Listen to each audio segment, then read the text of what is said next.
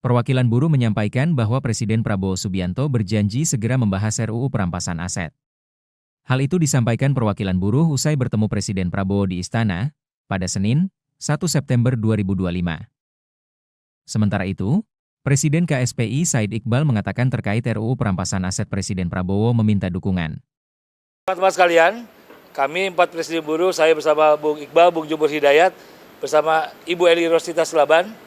Yang pertama, Gerakan Buruh Indonesia mendukung penuh Presiden Prabowo Subianto. Dan kami menegaskan kami bukan berada di belakang Presiden, kami berada di belakang Presiden. Dan yang pasti, kami mendukung demonstrasi yang damai.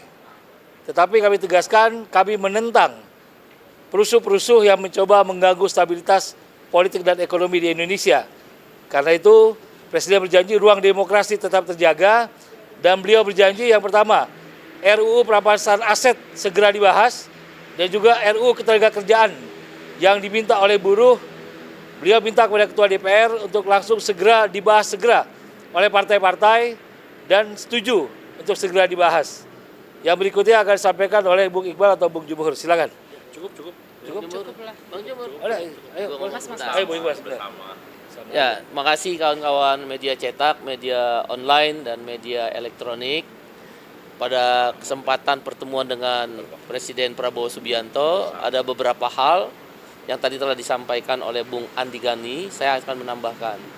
Pertama, kami mengusulkan dan berpendapat demonstrasi tetap harus diberi ruang.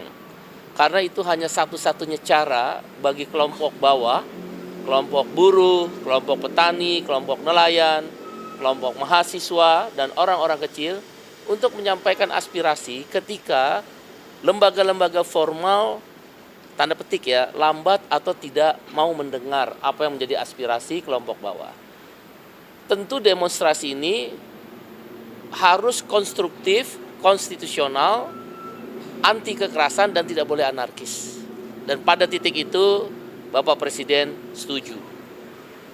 Yang kedua, yang perlu diperhatikan oleh anggota DPR RI adalah kebiasaan flexing dan hedon. Kebiasaan flexing dan hedon di tengah PHK yang merajalela, ojol yang bolak-balik ke DPR, nggak pernah diperhatikan untuk potongan tarif 10%, ya, kemudian upah buruh yang masih rendah, outsourcing yang masih merajalela, banyak orang yang belum punya rumah, orang miskin masih banyak, pengangguran masih tinggi. Flexing dan hedonisme itu tadi kami sampaikan kepada Mbak Puan dan juga kepada Bapak Presiden Prabowo Subianto untuk benar-benar tidak dilakukan oleh anggota DPR RI. Begitu pula kepada menteri-menteri yang ada, wakil menteri yang ada dalam kabinet Prabowo Subianto. Yang ketiga, kami membawa 6 isu utama yang sebagaimana kawan-kawan media sudah mendengar dalam aksi buruh di tanggal 28 Agustus.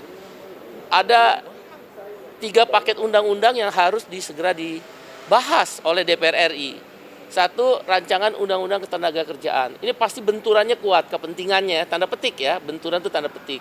Karena kepentingannya misal tentang outsourcing tarik-menarik, upah murah tarik-menarik, karyawan kontrak tarik-menarik.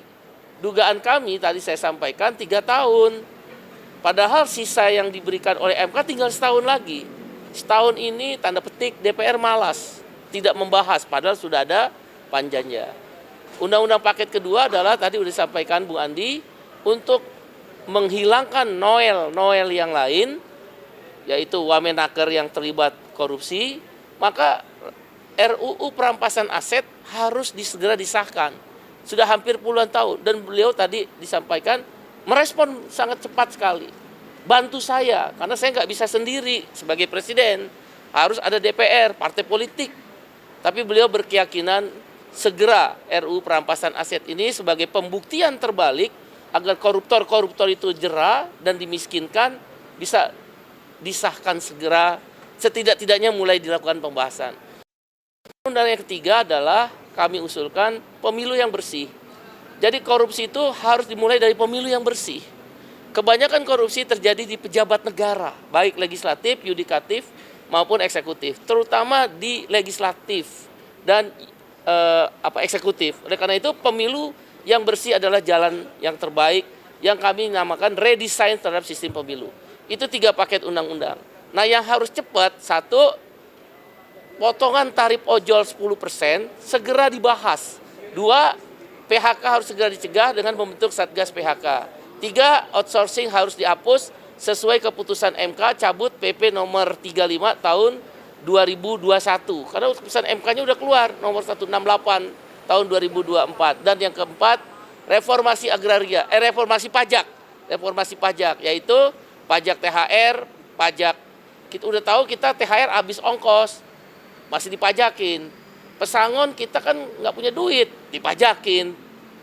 Tabungan kita di jam sostek JHT dipajakin. Nah, kami mengusulkan pajak-pajak THR, pajak pesangon, pajak JHT dihapus. Dan PTKP pendapatan tidak kena pajak dinaikkan dari 4,5 juta rupiah per bulan menjadi 7,5 juta rupiah per bulan.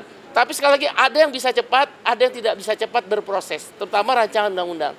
Prinsipnya Pak Prabowo termasuk dari pemuka agama, kawan-kawan mahasiswa, pemuda, organisasi kepemudaan, dan juga beberapa kelompok lain yang diundang, merespon baik. Bahkan suasana sangat cair dari 4:30 sore sampai jam hari ini, sampai jam sekarang.